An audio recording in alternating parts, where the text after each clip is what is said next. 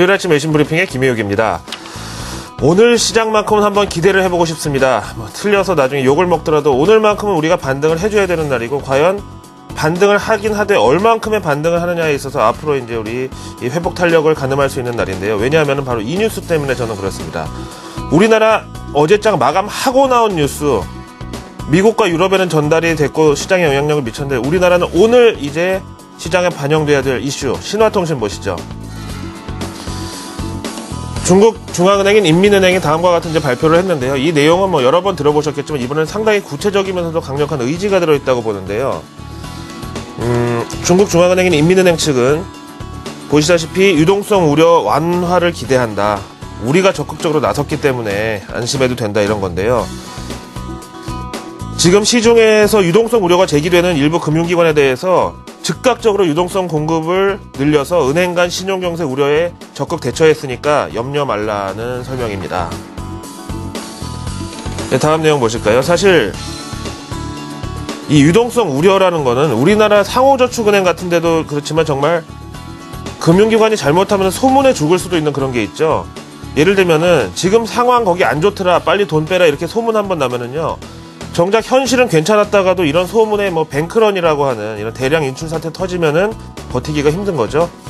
다시 지금 화면으로 돌아와서 내용 보시면은요, 근데 중국 인민은행 측은 우리가 이제 즉각 대처한 거에 대해서 좀 믿어달라는 그런 입장이고요. 대신에 이제 지난 목요일이었었죠. FOMC 했던 날 유로존 은행에 유리보 있는 것처럼요, 상해 은행 간 금리는 쉬보라는 게 있나 봐요. 이게 하룻밤에 13.44% 급등한 이후 중국 은행들의 유동성 우려가 제기됐는데, 이걸 뭐 오비 일학이라 그럴까요? 이날이 또 하필 FOMC에서 양적 완화 축소 나온 날이었기 때문에 이게 좀 억울했다는 얘기고요. 사실 원인은 뭐였냐면은 지난 단오절 연휴를 앞둔 현금 인출 환전 수요가 몰렸던 탓이라고, 한마디로 계절적인 일시적인 현상이었다고 설명했습니다. 근데 이것도 뭐 거짓말은 아닌 게요. 우리나라도 뭐 지금은 이 정도는 아니지만은 신용카드나 상품권 같은 거 요즘에 많이 쓰지만은 옛날에 8, 90년대 생각해 보시면은요, 추석이나 설 연휴 전에 세뱃돈이나 이 부모님 용돈 드리려고 현금 많이 찾았었고요. 또 기업들도 그때는 명절 보너스를 봉투에 담아주고 총무과 가면 사인해서 받아오고 뭐 이런 식이었고, 우리 부모님들도 그랬었는데요. 그때도 보면 우리도 이제 은행에서 일시적으로 현금 부족 사태나 신권 품귀 현상 같은 게 또 있었으니까 이런 차원으로 이해를 해달라는 내용입니다. 근데 이거는 중국 측의 얘기고요. 근데 어쨌든 한번 이 문제가 불거졌으니까 앞으로도 주의 깊게 지켜볼 필요는 있겠죠. 여기에 대해서 골드만삭스 측의 의견도 들어보실까요? 사실 브릭스라는 단어를 처음 만든 게 바로 이 골드만삭스 자산운용의 회장 짐 오닐입니다. 중국의 신용경색 우려를 말하는 사람은 좀 노골적인 제목인데 제가 좀 약간 순화를 해놨거든요. 여기 보시는 대로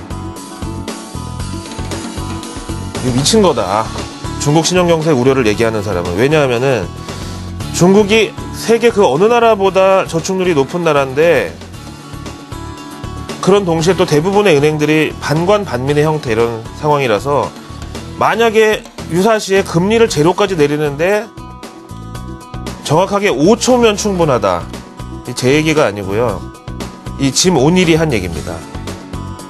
그런 차원에서 뭐 중국이 만약에 유동성 위기가 오더라도 금리를 재빨리 내려가지고 시중 자금을 밖으로 끌어내는 데는 뭐 순식간에 뭐 대처가 가능하기 때문에 뭐 5초면 될 일을 가지고 뭐 우려를 하는 것은 말이 안 된다, 이런 입장입니다. 자, 그럼 오늘은 미 국채 금리가 어떻게 됐나 한번 보실까요? 3개월, 10년, 30년 이렇게 해서 한 4개짜리 한번 보실까요? 보시다시피 2.58%는 어제 급락했다가 다시 올라갔죠. 사실 어제 하락분은요, 뭐 저항에 부딪혔다고 얘기할 수도 있겠지만 중국의 이 신용경색 우려가 나오면서 안전자산이 미 국채에 몰리면서 국채 수요 증가, 금리 일시 하락으로 볼 수 있는데, 보시다시피 중국 우려가 약간 좀 사그라들면서 이렇게 국채 금리는 조금 또 오르고 있는 상황입니다. 이거는 좀 하루 이틀에 해결될 일은 아닌 것 같아요. 다음 미국 경제 지표로 넘어갈 텐데요. 앞에서 내구재 주문도 보셨지만 이거는 뭐 5월달 결과이기 때문에 FOMC로 시장이 망가지기 전이잖아요. 오히려 이게 너무 좋으면 또 약간 불길할 수도 있기 때문에 6월 최신 결과를 한번 보시겠습니다. 바로 소비자 신뢰지수 6월 결과. 우리가 현재 지금 살고 있는 6월달 현실이 되겠고요. 보시다시피 예상치 75를 훌쩍 뛰어넘은 81.4로 그야말로 지표 서프라이즈를 기록했습니다. 게다가 이 추세를 보셔도요, 미국도 우리나라처럼 여름이 좀 일찍 찾아와가지고 5월달부터 이미 뭐 행락철, 휴가철 특수가 시작됐는데요. 그걸 감안하더라도 상승폭이 상당히 가파르죠. 근데 또 이게 약간 걸리는 항목이 있는데요. 보시다시피 지금 자막에 떠 있는 향후 기대 지수가 이게 좀 너무 높게 나온 게 좀 그렇다는 건데요. 전월 80.5에서 이번 달 89.5로 무려 9포인트가 한 달 만에 상승했습니다. 근데 여기에 대해서 보통 향후 소비 경기에 대한 자신감, 향후 기대 지수는요, 고용시장하고 밀접한 연관이 있다고 그러죠. 직업이 불안정한 때 이거 뭐 소비를 늘릴 이는 만무하겠죠. 따라서 이거를 양적 완화 축소라는 이 견지에서 생각할 때 기대 지수가 너무 올라갔고 저게 향후 고용 증가 기대감을 담고 있다는 점은 월가에서 또 마음 놓고 반길 수만은 없었던 그런 정황으로 저는 보겠습니다. 사실 이 정도 소비 서프라이즈면은요, 미국 경제 3분의 2를 차지하는 소비가 저렇게 기대감이 높다는 거는 일부 뭐 업종 경기 방어주 빼고는요, 유통이니 금융이니 뭐 이런 업종들이 다 한 2% 넘게 올라도 이상하지 않을 정도의 수준인데 현실은 약간 그렇지 않으면서 이제 표정 관리를 했다는 거죠. 너무 좋아도 이거 연준이 이거 보고서 자신감을 얻을 수 있는데 좀 그렇다, 이렇게 표정 관리. 그렇죠? 하지만 오늘 우리나라 증시 모처럼 만에 제대로 된 반등을 기대합니다. 그 이유는 바로 KBW 은행업종지수에서 보시죠.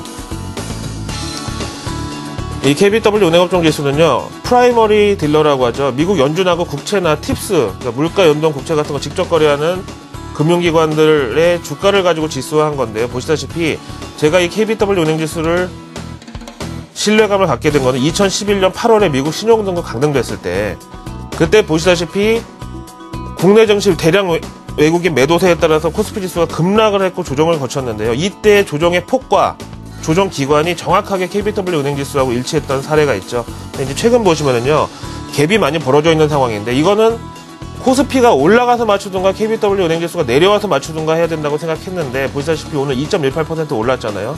여기서 위로 또 갭을 높이니까 우리는 당연히 상승으로 갖다 올려붙이는 게 상식적으로 맞는 날이다. 오늘만큼은 이렇게 보고요. 대신에 MSCI 한국지수도 방향성은 일단 같습니다. 하루 만에 81% 오르면서 미국 증시를 아웃퍼폼 했죠. 간만에 있는 일인데요. 어쨌든 51.06이라는 이 수치 자체는 아직까지 좀 보잘것없지만은요, 그래도 오늘은 과매도 국면 해소든 아니면 그동안의 대차 잔고 해소, 쇼커버링 등등 모든 걸 합치더라도 일단 하루만큼은 제대로 된 반등을 보일 날이 왔다. 대신에 이게 이제 위로성의 그런 반등으로 생각하시면 되고요. 오늘의 이 반등 폭만 보면서 앞으로의 좀 언제쯤 우리가 악재에서 벗어나는지에 대해서 한번 가늠해 볼 수 있는 바로미터 정도로 생각하시면 되겠습니다. 수요일 아침 외신 브리핑의 김유기였습니다.